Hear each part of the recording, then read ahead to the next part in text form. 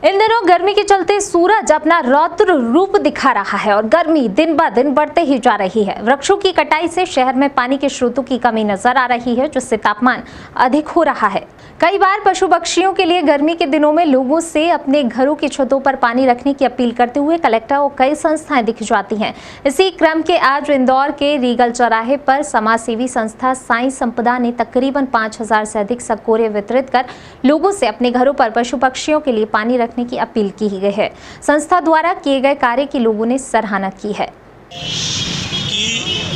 इनकी सोच में वो चीज़ शामिल है कि मूक पशु, मूक पक्षी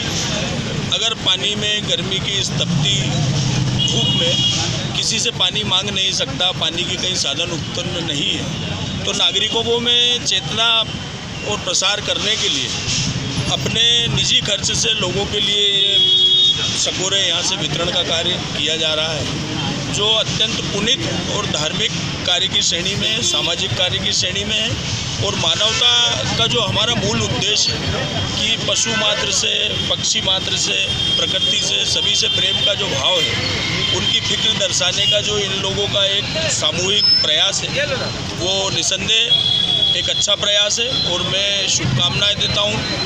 सभी साईं परिवार के सदस्यों को कि ऐसी अच्छी सोच के साथ पुण्य कार्य करें और समाज में एक ऐसा संदेश जाए कि हम जो सनातन धर्म के लोग हैं, मानव मात्र ही नहीं, पशु पक्षियों से भी हमारा प्रेम है और हमारी उनके प्रति जिम्मेदारी है। तो ये एक सराहनीय कार्य है और मैं इनके उज्जवल भविष्य की मंगल कामना करता हूँ।